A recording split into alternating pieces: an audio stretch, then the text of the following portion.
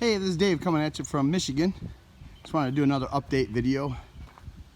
We've been having some unseasonably warm weather here, but we've been starting at 6 a.m. on the job at 6 a.m. and then working until about 1 or 2 because up against that wall you're dealing with 100 degrees sizzling. The shingles get all rubbery and the nails pretty much shoot through the shingle, so you just can't be up there when it's that hot. It doesn't make sense to. But we picked a color called Majestic Shake, and the shingle brand's called Atlas, and it's a phenomenal shingle because some shingles that offer Scotch Guard, like the protection that saves you from like all the runs that you get and just the wear and tear, will only Scotch Guard the heavy parts of the shingle, but this is 100% Scotch Guard. So they said it's limited warranty, but you know how warranties go, but it's still a really good shingle. We haven't had any problems at all with any defects. The main defects that you get are when they put the 20D spike nails in and lay the shingle across. And to stack the shingles, you get a little bit of the nail sinkage in on some of them, but it's not too bad. But yeah, we got this done, and we did it's called a closed valley, California valley, where you run the vertical, overlap both. You run this one in and then the shingle over this way. That's your first lap. And then from there, you just run all of these shingles and overlap under that roof line, under this roof line, under there. And then at that point, you run a vertical shingle with the right side being the bottom of the shingle, and you run it up vertically like that. You chalk a line about 2 inches out of your valley, and then you start the bottom corner of that vertical shingle down to the point of your first course up line of the drip edge. And it's hard to see. It's like right where the leaves start on the roof there. So then it creates this nice profile that comes across the point of not the drip edge, but the first course up, the line right up. And then the beauty of this is that once you have that line, your next course up, you slide this shingle, the bottom right corner, to that diagonal point line, and you just keep shoving them in, so there's not really any cuts in the valley at all. And you have that extra layer. It's a really good way to do it. Out of all the valleys I saw, this one seems to be, a lot of people don't like it because it does add that little more like extra shingles in there where you might get like this little hump area in your roof. But from what I see, most valleys have that little hump because you do end up with extra shingles in there. But it looks really good. It's really easy to install. And then what some of the research I've done on it, I've done a lot of these, but I've never put a bead of caulk on the underside of that diagonal shingle about 1 inch. Obviously you don't want the caulk oozing out into the valley, so you go up about 1.5 inches. Some guys say don't caulk it because as that water comes down here, you don't want the water to really drive up under that. So guys would caulk that. But then my idea of it was, well, if you caulk that would be fine, but what if water somehow still got in there? Then there's no way for the water to escape. So basically what I did is on the vertical shingle running up, I still put the bead of caulk parallel to the bottom edge, about 1.5 inches up, and then on each end, I left about 1.5 inches back. That way you get like the best of both worlds. You get it to where most of the water won't drive under, and then if any water does get under it, it'll make its way out back at the bottom of whatever the next shingle down. So hopefully that makes sense. But anyways, we left some of those jacks up there, 7.5 pitch, and it's, I don't want to fall, and if I do fall, maybe I'll hit the jack before I fall, but it makes you feel better when you have something down there. Let me go around the back. Actually, let me take you in here. See, I've done a decent amount of roofs, and when I was younger, I would roof, and then you're like, well, wait, I have vent pipes and all this other stuff. And then you got to go back up there and redo it all, like, cut stuff in. And this time around, I'm putting in my stink pipes, my vent pipes for my sewer system, my vents for the exhaust fan, my vent for the oven, for the, the hood for the kitchen. So let me show you what it looks like in here. First, from the bottom, we got all this done today. I mean, we started at 6 a.m. and it's still 11:30 this morning, and we knocked it out.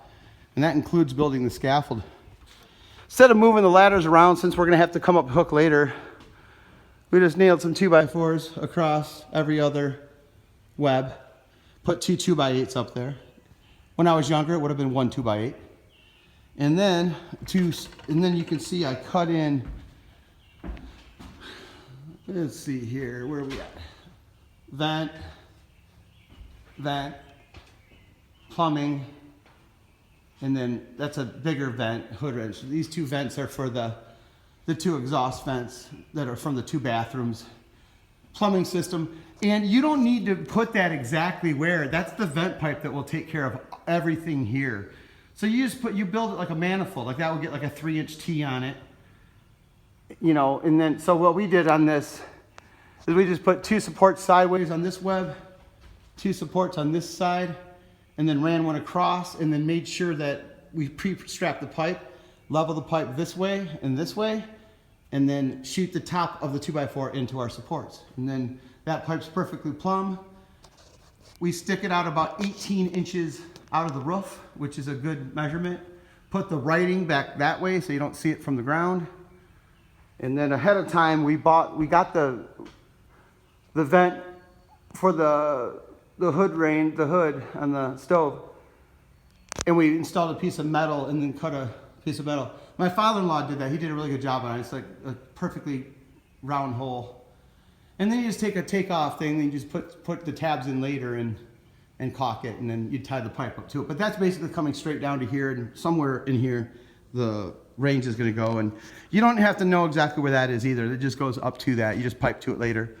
So anyways, that's what we got done today. It was like, wow, we're getting things done. And it was really hard for me to get out of bed this morning. It was just, oh boy, I wanted to cry. Let's go this way. I'll show you what it looks like from outside on the back. So we did that, and then we installed all the vents. And that way it's like, you know, you don't have to climb back. Once we do this ridge on this part of the roof, you don't have to go back up there again for at least 30 years. Let's see if you, oh, and a fun fact, where is he? There's a big old snapping turtle. We came out here the other morning. They're coming up laying their eggs from the pond. And I came out here not paying attention, just walking like I usually do. And this is the main track where we run the lift. And man, I was standing right about here. I look up, there's 3 big snapping turtles within 5 feet of me. And I'm like, you know, obviously I'm not scared of them. I mean, they don't run after you, but just think if I wouldn't have ever seen it. I'm trying to see if I can find that one. It's funny, they go so slow, but if you look away for 5 minutes, they're gone. But anyways, let me see if I can get back here to get a good shot of the roof line for us. Yeah, there we go. And the reason why we have so many jacks, you can walk a 7.5 pitch, but once this sun starts hitting, you can't walk on them. You're just gonna ruin your shingles. It just turns into goo.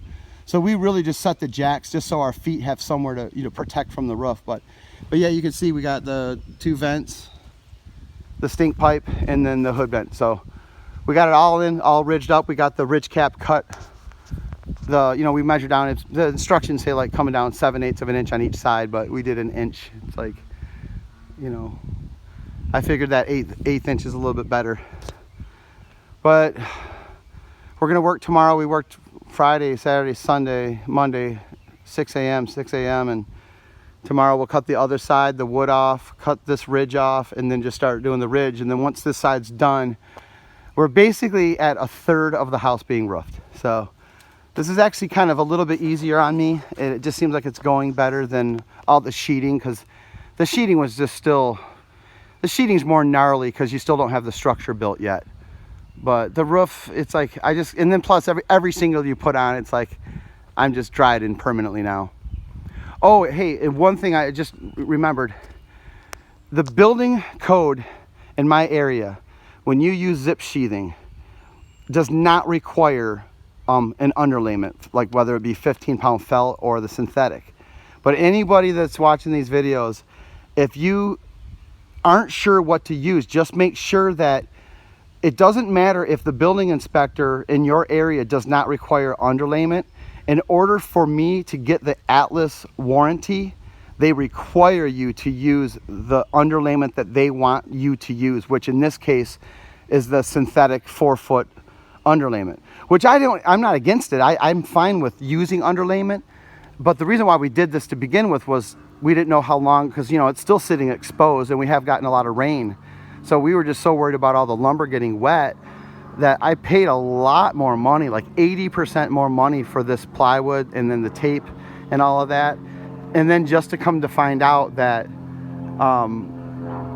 you can't, it voids your warranty on your shingles, which there's no one to blame. It's just victim of circumstance. How is obviously the plywood company is like a fox guarding a hen house. They're not going to tell you, and I don't blame them for not really telling me. They're not going to think that far ahead of what I'm doing. But so anyone that sees this video, if you're planning on using zip sheathing, just make sure that there's a good chance that whatever shingle you buy, in order to get the warranty that they offer, you're going to have to put down underlayment down anyways.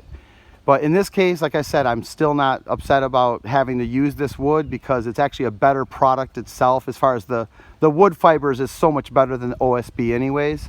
I can even tell because a lot of these nails we're shooting in, they're not going all the way in. I'd say about 95% of the nails are shooting all the way in, but when you get in between the trusses where there's a little bouncy, guaranteed, we have the guns all the way up, the air pressure is good, and you're still having to drive a lot of the nails in. You can just tell that it's a lot more dense and stronger than just normal 1/2 inch 7/16 OSB. So anyways, that's the update, and we're moving along. This side of the house is going to take longer because there's a lot more just valleys and just not as much throw and go. Like you can see on this roof over here, it was all throw and go, and I liked it because it was a 6-pitch too. And 6-pitch still it's not fun, but when you've been on a 7.5 pitch, you get to a 6-pitch and it feels like you're on a flat roof. But this was total throw and go. We roofed from the jacks up to the very top in like 2.5 hours, which is good for, I know that roofers could smoke me, but I tell you what, the reason why I'm doing this is because I've seen so many how-to videos on YouTube. I've been on roofing crews and I can't trust anybody. And I can guarantee you my nails are in the exact spot you're supposed to shoot. And I can guarantee, unless we got a tornado, that none of these shingles are going to blow off. I mean, we were making sure that, we made sure that we were going a little bit slower, but you're getting a much higher quality on this roof than if I was just to hire a crew, because you hire a crew of 8 guys, you don't know. I mean, one or two of them might be apprentices. Maybe they're understaffed because one got a DUI the night before, and then now they have to throw the apprentice on something he's never done before. And I don't want that. I don't want that on my roof. I just can't afford to have a leak 3 years later and wonder what's going on. So, and then if I do get a leak, well, we know who to blame it on. But anyways, that's an update. This is Dave coming at you from Michigan, signing off.